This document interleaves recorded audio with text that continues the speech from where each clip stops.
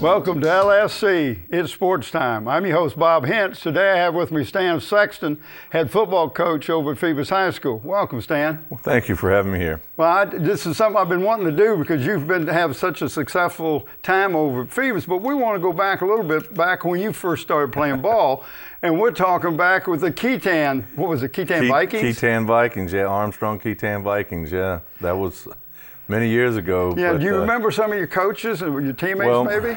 I tell you what, when I played in the little guys, I guess the midgets they call it, I played for Coach Thompson.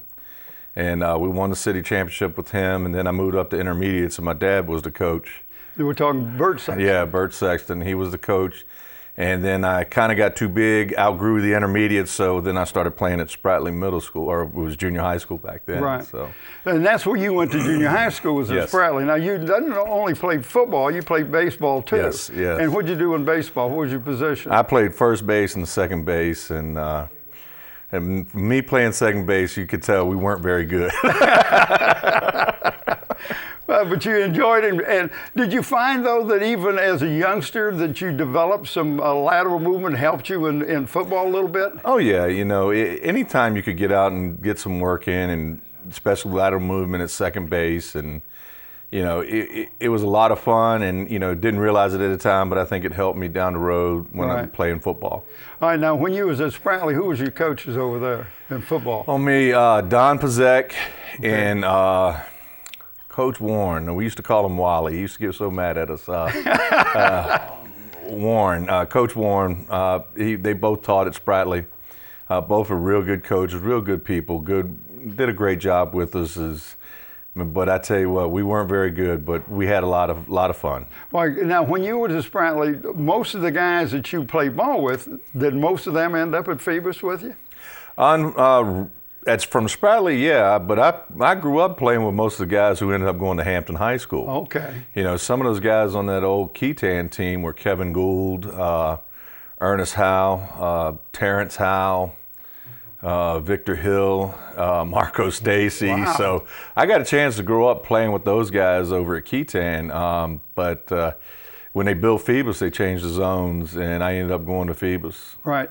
Now, you were center the whole time that you played ball for the most time? Except for my very first year, I played fullback. and then I got the hint that probably the offensive line was the best spot for me. Okay. Then you graduated from Phoebus. But while you were over Phoebus, go back a little bit, you had two different coaches, though. You played JV your sophomore year, Right. and then varsity your juniors. Who were your coaches? On the JV team was Paul Macklin, senior. He came over and coached us my JV year. We had a good time. We had some good ball players. Mike Roberson, Kevin Bettis, Rourke Walker. You know, a lot of those guys were great football players. Right. And then Phil Smith was the head coach of the overall program at that time. And, you know, I still see Coach around. I saw him last year over at City Hall, and he still looks like he could get out on the field and get at it. And then when Coach Smith retired, Wade Trainum took over and played the next 2 years under Wade Trainum. Okay. Then you graduate, and you don't go immediately to college. You go to Fork Union. Yes, Talk about that experience. That is a different animal. That is. I mean, you're going from pretty much having freedom as any high school kid to Fork Union, where you're having to wear full military uniform every day. You know, get up at 6 o'clock every morning to the bugle, and, you know, taps every evening. Your bed had to be made every morning. That was a big shock for me, making my bed. My mom used to always tell me, you need to make your bed. But having to make my bed and having to be made a certain way, clothes folded a certain way. And but, you know, I look back on it, it was a year there. I hated every second I was there. But I look back on it, it was the best thing in the world for me because I was immature. Coming out of high school, I just wasn't, I don't think, mentally ready for the academics to go on to college, and I certainly didn't feel like I was physically ready to go on to the next level to play football. And it taught me good study habits. It gave me a chance to develop my skills, and then and mature. Yeah. You know, and it was a great program. Red Pulliam was the head coach there, and my offensive line coach was John Schumann, who's now is the head coach at Fork Union now. Okay. So I've known Coach Schumann a long time, and I still keep in touch with him and talk to him. So Well, that's great. Now, you went from there, you went to Virginia State. yes, sir. Still offensive line in the center of the heap. Yeah. Believe it or not, at that point in time, my freshman, I started as a freshman. I was the smallest offensive lineman in the CIAA at that point in time. So, but I felt like I was ready because at Fork Union we played college competition. We played college JV teams. Played against Penn State. Their freshman team. So I felt like I was ready to go in. And after the first week of the season, I won the starting position at center and played there until tore my knees up. Right, and not one time, but 3 times. 3 times on the same knee. So, but I wasn't smart enough to learn the first couple of times. I had to go get the third one done. Right. All right. Now, but then you left there and then you went to CNU and got your degree at CNU. Right. And matter of fact, it was still CNC at the time. Right. And no thoughts of any football or anything. It's just I went there to finish up to get my degree so I can go ahead and go on with my life. And did you always want to coach? Was that always in the back of your mind? Because I know your dad had to have a big influence on you coaching, and he not only coached you, he coached other sports too. Right. It did. It had a big influence on me. I honestly, if I look back on it, I think there was a desire to coach. I don't think there was the will to coach. If I haven't confused you, but when I went to Virginia State, I had a coach, Joe Peachy, who really got me involved with watching the film and getting down and the ins and outs of what was going on. Right. And he really ignited the fire in coaching in me. And I felt like if I didn't have a chance to further on, I would love to stay in the game and be able to be a coach. Okay. And he really was the one that ignited that fire in coaching. Wow. And it just takes one guy to kind of ignite it. Really So does. you go to Davis, you graduate, you start your teaching over at Davis Middle School, but you're coaching at Phoebus with Bill D. Right. I volunteered.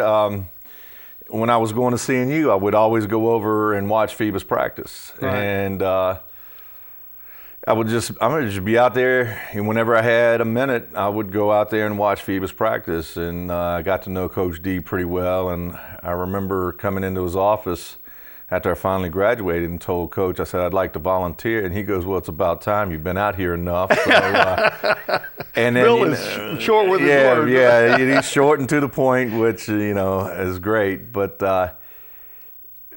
But it just really worked out in that off season that I went from being a volunteer to a paid coach. And I went from a comfort zone of being an offensive lineman to coaching linebackers.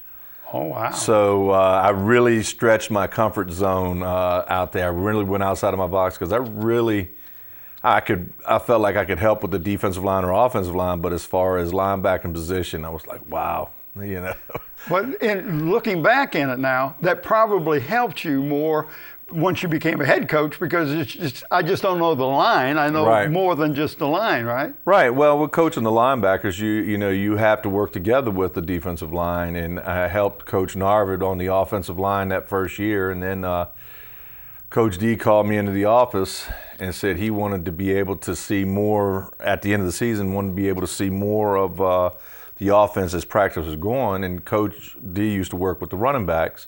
So he told me, he goes, I want you to take over the running backs. Now I'm offensive lineman to a running back, and he goes, look, don't try to teach them how to run. He goes, just tell them where to go and let them handle the rest. It's really easy. And so that's what I did, and I was blessed to be able to work with Antoine Womack. Right. I won't say I coached him. I worked with him. He was a great running back. And then and then the following year, Bill promoted me to special teams coordinator, and I was special teams coordinator for the rest of the time I was at Phoebus. So you really got to work with everything, probably sounded like, except the defensive backs. Right.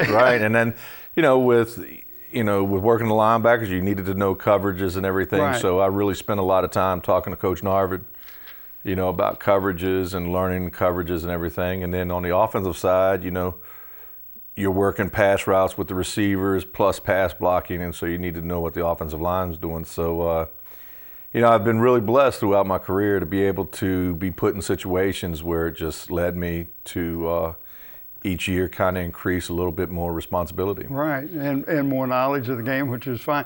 Then finally you get to go over to Phoebus in '94.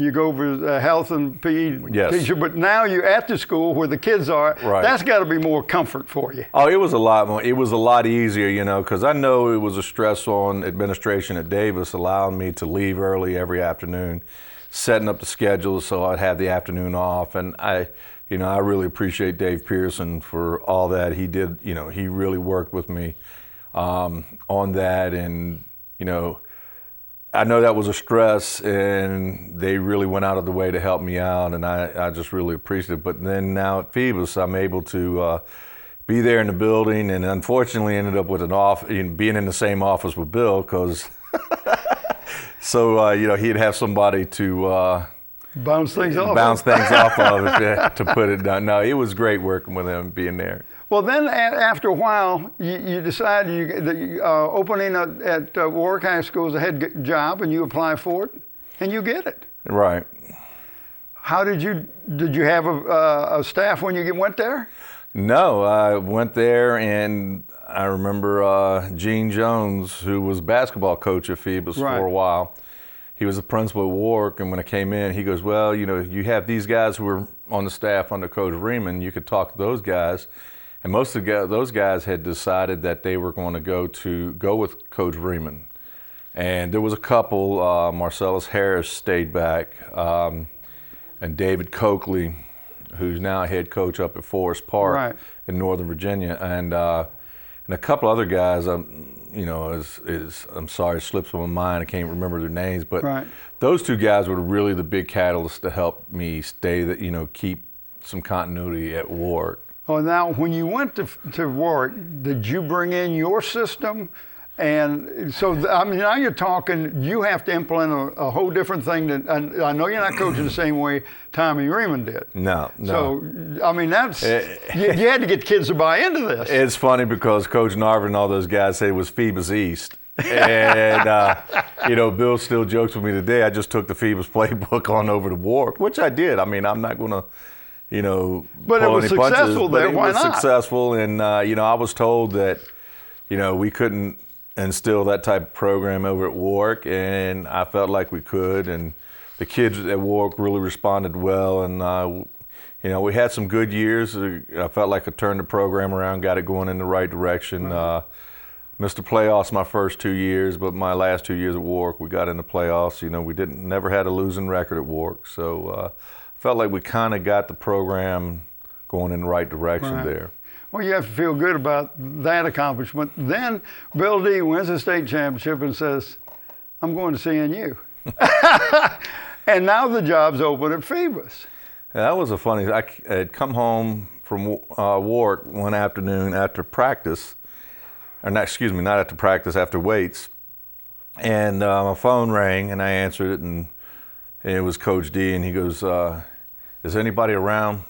Are you by yourself? I was like, well, no, I'll go upstairs. So I went upstairs to talk to him. He goes, look, because I just want you to know I'm retiring. I was like, okay, Bill, that's a funny joke. You know, that's a funny joke. I said, you're never retiring. He goes, no, I'm going to step down and going to CNU. And he goes, I would really like for you to put in for the job. And he goes, would you do that? And I said, yeah, let me think about it a second. Okay. I figured that was a no-brainer from your point of view. So now you go back and you don't change anything. No, I mean, I was telling you earlier, I said, we came back in and I didn't even take the posters down that were on the wall. I finally took a letter down that was on the wall somebody had written about 10 or 12 years ago, and it had been on the wall. My whole thing coming in and following Coach D, because I kept hearing, "Oh, you're following Coach D, you're following a legend." It's going to be tough. And I was like, well, how can I make it so it's an easy transition? Well, the first thing is all the coaches had promised me they were coming back, and that was huge. Having all those Greg Narvid, Dickie Van Dyke, Greg Day, James Holbert, Alonzo Coley. You know, all those guys coming back, you know, TJ Shields, having those guys back was, you know, Ron Johnson, that was huge. because now I felt like the continuity of the program was going to stay the same. Right. And like I said, even down to not changing anything into the office. I didn't take anything took down Bill's The only thing was Bill took down his plaques. And, the whole thing, he walked in the office, and I know you made the comment, it still looks the same. But I wanted that comfort when they walk in. All right, it's a different person sitting in Bill's chair, but everything's the same. Right. So. All right, now, this is unbelievable. You did your first year, you won a state championship. And I don't care what anybody says, your first one anywhere is great. But your first one as head coach has got to be, the blossom. Oh, it was really great. And the only regret I really have on that, and I don't think it's really a regret, is that my dad had passed away before we got a chance to see it. Right. And it would have been nice to have been able, my dad's still been living, to be able to call him up and say, hey, Dad, I got one. And but, I know he was up there watching. He was proud of me. But, absolutely. And what was really nice is I had Jeremy Blunt on my staff, who was the captain of our first state championship team.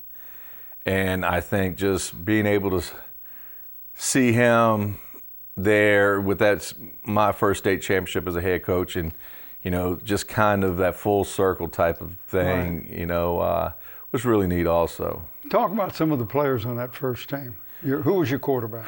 My quarterback was Paul Morant. Paul did a wonderful job. The Woodside game, oh my goodness, 4th and forever, and looked like they had him dead on a sack, and he scrambled out and hit Ramond for a big first down that ended up putting us in field goal position for Eric to kick the winning field goal. Right. And then Colby at tailback, and Day-Day, and unfortunately, Caleb missed that year with a knee injury in the second week of the season, so he missed the majority of the season. But just having him there at practice, oh my gosh, man, it was just so many really, really good football players. And I don't on expect team. you to remember them all, Coach. Forgive me, guys. I'm sorry. Yeah, but then the following year, Caleb gets to be on a championship team. Caleb gets to be on it and participate on the state championship team, and that was a big deal, and had him and Day-Day back. And then Tyree Lee stepping up and having an incredible year at tailback, over 2,500 yards, and just only averaged just over 12 carries a game. And just you know unreal. What they called him down at the barbershop? What's that? There we go. There. they give him the ball, and there you go. But he was phenomenal as a running back. I tell you what, that team was really, for me, is probably one of the best teams I've ever been around. The 08 team was really special. That was probably the best. That ranks up there with the Curry team that scored millions of points, it seemed like. But this team, I think, ranks in the top 5 because we didn't give up a lot of points. We scored a lot of points. In 15 games, we scored on our first offensive possession, 11 of 15 games. And in 8 of those 11 games, we scored on our first play of the game. And Tyree did it 7 of those 8 times. So. Well, who's going to get the ball in the first play, right? That's right.